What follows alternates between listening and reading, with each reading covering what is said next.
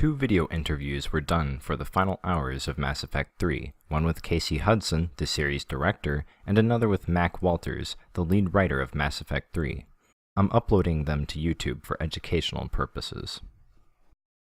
I'd written this scene for Anderson as Desi, and he was a character who I quite liked, so I was maybe more attached to him than I should have been. And I was in the sessions where Keith David did the performances, and it was fantastic. Everyone sort of saw it, and wow, that's a great scene. And Casey's like, no, it's got to be shorter. And you're like, well, but everyone's saying it's long. And it was one of those moments where, as an artist, we always have those moments. It's like, it's awesome. Everyone loves it. Why would you cut it? But as is often the case, Casey is seeing a bigger picture, and he was looking at the ending as a whole. And now that we've got all the pieces and you put it in there, it's like, yeah, if it had been that long, it probably would have felt, again, just a little too long and a little bit too indulgent in that moment, sort of thing. So, yeah, that was one where I kept coming back. I think it went through 3 leads meetings, and he finally said, "Is that getting shortened yet?" I was like, "All right, I'll shorten it now." But I take out a little bit at a time. We knew from the beginning of the Mass Effect series that this was going to be a big focus for us, is technology around creating characters that could act with emotion, and then trying to use that technology in ways we've never done before, where maybe a character can just look at you and you feel an emotion from just on that look. And so we developed those kinds of things, and it was intentional that would be kind of a new thing for this series. But we actually had no idea how much of a reaction that we would get from players to these characters. We've always had romances in BioWare games going back to Baldur's Gate, but we've never really had this kind of reaction to characters in a game where people, it's almost like these are real experiences and real relationships that people want to see more of, and they demand time with certain characters in each game that we make. And so we try and build that feedback in, and that's why some of the characters in Mass Effect 2 that had previously not been love interests, like Garrus and Tali, in their storylines we worked in love interests, because even though we couldn't conceive of it in Mass Effect 1, people saw these characters, like a character like Garrus, very interesting alien character that wasn't meant to be a love interest in the beginning, but because he acts with emotion and real humanity, people want to get to know him better. The only answers we don't answer in Mass Effect 3, and some of them are around the existence of the Reapers and where they first came from. Those are answers that we intentionally don't want to get into right now. We don't want to talk about them because sometimes leaving them open to interpretation is actually far better than actually trying to spell it out, because if we try to get into the details, we've talked about it, we know what the details are, but if we get into it, then it just kind of sometimes opens it up to, oh, that's not as good as I imagined it, or that's not quite what I was imagining. So it's like, originally with the catalyst, the child that you talk to at the end of the game, I had written that much more in the guise of what you would expect, kind of an investigative conversation where, he has something that he tells you, but then you get to ask a ton of questions and get all your questions answered. And then Casey and I talked about it, and we were like, no, I think it should just be, keep it high level, give you the details that you need to know, but don't get into all the stuff that you don't need to know.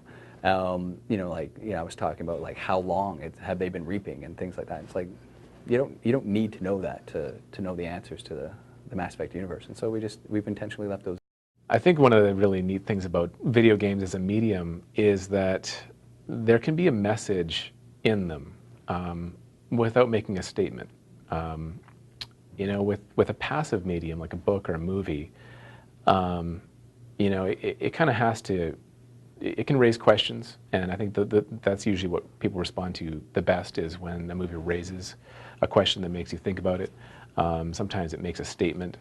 But the great thing about a video game is that you can explore an issue and let a player explore their thoughts on the issue interactively. And so you don't have to say something specifically about, for example, in Mass Effect 3, the idea of organic life and synthetic life, and whether synthetic life will ever rival our intelligence, and whether we should incorporate technology more and more into our bodies and things like this. You can explore those ideas and experience some of the consequences and think about what you think is right. without the game having to make a statement on it. And to me, that's more interesting. I really wanted to sort of set up this betrayal with Morden or Paddock Wicks earlier on, so that you actually had opportunities as you were going along to say, hey, these guys are trying to screw you over, but then also the opportunity to say nothing. And I'm glad and it's something we haven't done before, and nobody was quite sure that that was going to work and how that would feel.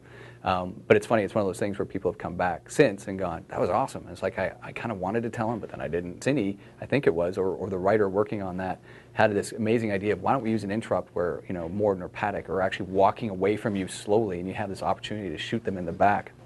And it was kind of a unique way of using the interrupts that we haven't used before, because it's not the obvious, I gotta kill this person interrupt. It's the, what the hell do I do here? And we actually slow down time, and you have to think about it. And it's just like, in the end, I think, you know, the debates we had over how to pull that off were great. People who played it, they're just like, oh my God, I can't believe, you know, I was forced to make that decision. I don't even know if I made the right decision. So, you know, sort of, I think fighting over that sort of how to bring a personal sort of side to that epic decision was one that took a long time to come to fruition, but in the end, I think we did a great job with it. Well, resolving the storyline is one thing, and then the other side of what we need to resolve in a video game is resolving the gameplay. And you know, you're progressing, you're building up your powers and getting stronger as a character. And then what do you do with that in the end? And usually you fight some sort of boss. And sometimes it's a giant tentacle creature, regardless of what your story is really about. And, you know, so obviously some of the original ideas for where you would end up at the end of the story involved some kind of giant tentacle creature that would come out of nowhere and be the boss for Mass Effect 3. But you know, it was just so video gamey, and nothing that we did to, you know, kind of work it into the themes really answered the fact that ultimately it just felt like there was an end boss for the sake of having an end boss. And that raises the question of, you know, like, if video games are a medium for storytelling, do they always have to have an end boss? Rather than actually have her take her mask off and you see it in a scene, actually have it be more of a memento that she's provided you with as you know, a token of her love for you. And Casey even had sort of like an image of how that would look on the disc. You know, he's very visual in the way that he presents that. And so from that, it was just like working with Derek Watts and saying, well, okay, well, what is she actually going to look like? Which, you know, went through its own round of revisions and everything. And then finally we sort of had, yep, this is her. Everyone agrees on it. That looks, you know, proper. You know, we always joke though that you know, she'd take off the mask and it would be all, you know, coming over her face and stuff like that. That would just freak out the player a little bit, but no, we didn't go that way. One of the big questions was always whether we would show Tally's face. And so she's a character that develops a lot of mystery through the whole series because you don't see her face. She always has a mask on. And yet she became a very popular character, and a character that people wanted to have love interest storylines with, and we did that. But then came the question of, you know, what does she look like under her mask, and will we ever reveal it? And many people really, really wanted us to reveal what she looks like under her mask. And on the other hand, you know, with things that are mysterious, you don't really want to destroy the mystery. I think a lot of my early passions came from movies, and there would be things like Star Wars, and but also things like Top Gun and The Right Stuff. And it was, on the one hand, you know, what I loved about it was the idea of becoming those kinds of guys, you know, and having those kinds of jobs, really trying to do something that was very hard to do, that very few people were able to do, and really searching out that kind of achievement. And so I started to love, you know, aerospace and rockets and airplanes and stuff like that.